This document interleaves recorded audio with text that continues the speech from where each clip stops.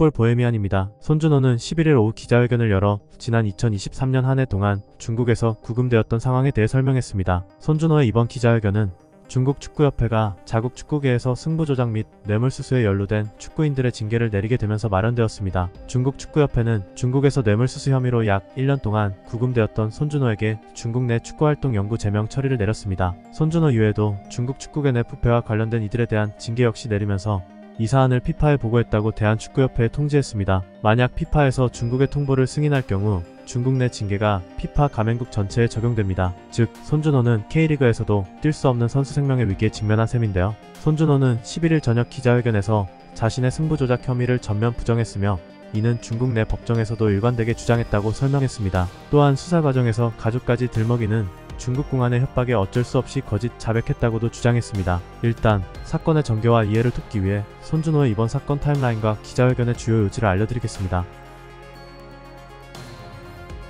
손준호 사태 타임라인 2023년 5월 12일 산둥 미드필더 손준호 상하이 홍차오 공항에서 가족들과 한국으로 돌아가던 중 공안으로부터 비공무원 뇌물수수 혐의로 체포. 2023년 5월 16일 손준호 측 승부 조작 및 뇌물수수 혐의 전면 부인. 2023년 5월 16일 중국 외교부 손준호 사건에 대한 공식 입장 비공무원 뇌물수수 혐의 때문. 2023년 5월 17일 손준호 심양 한국 총영사관 통해 가족에게 나는 괜찮으니 너무 걱정하지 말라 메시지 전달. 2023년 6월 1일 대한축구협회 전한진 경영본부장과 협회 변호사를 중국에 급파. 2023년 6월 5일 대한축구협회 빈손 귀국. 2023년 6월 18일 중국공안 손준호 구속수사 전환. 2023년 9월 4일 박진 한국 외교부 장관 중국 정부의 불구속 수사 요청. 2023년 11월 23일 중국 외교부 입장 발표. 법치 국가로서 엄격히 법에 따라 사건을 처리하고 있다. 2024년 3월 25일 손준호 석방 후 한국 귀국. 2024년 6월 14일 손준호 수원FC 입단. 2024년 6월 23일 손준호 프로 복귀 전. 2024년 8월 27일 홍명보 한국 축구 국가대표팀 감독 명단 발표. 기자회견에서 손준호 발탁하지 않은 이유에 대해 리스크 언급함. 2024년 9월 10일 중국 축구협회 공식 발표. 손준호 승부 조작 및 뇌물수수 혐의로 중국 축구계 내 활동 영구 제명. 2024년 9월 11일 손준호 긴급 반박 기자회견.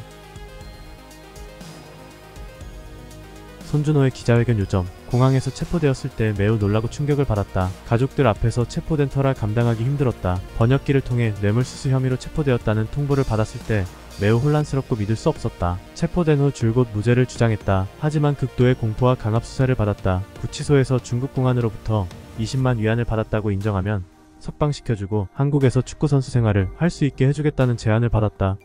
가족에게 돌아가기 위해 죄를 거짓 인정할 수밖에 없었다. 중국 현지 변호사에게서 혐의를 인정하지 않고 사실을 말하라는 조언을 받고 거짓 자백을 전면 번복했다. 승리수당이 16만 위안인데 20만 위안을 받고 승부 조작할 이유가 없다. 진징다오는 한국어를 잘해 교류가 있었고 함께 생활하면서 서로 돈을 빌려주고 받는 금전 거래도 있었다. 승부 조작이 설계되었다는 그 경기가 끝난 지 5, 6일 뒤에 진징다오로부터 20만 위안을 받았다. 하지만 이 거래는 승부 조작과는 관련 없다. 승부 조작과 관련해서는 중국 법정에서도 단 한 번도 인정한 적이 없다. 그런데 20만 위안을 받은 것의 이유를 현재는 기억하지 못한다. 중국 법정으로부터 판결문을 받은 적이 없다. 중국 변호사를 통해 확인하겠다. 중국 공안으로부터 아내가 넘겨받은 스마트폰을 포렌식했으나 관련 내용이 전혀 없었다. 증빙 자료는 없다. 중국 측은 음성이 담기지 않은 영상과 거짓 자백 내용을 제외하면 증거가 전혀 없다. 이 사안에 대해 추후 발설하지 않기로 중국 측과 합의했는데 중국 축구협회가 공식적으로 영구 제명을 발표해 기자회견을 하게 되었다. 증거가 없어 피파가 중국 축구협회의 통보를 받아들일 리 없다. 만약 받아들인다면 피파와 국제스포츠중재재판소에 제소하겠다.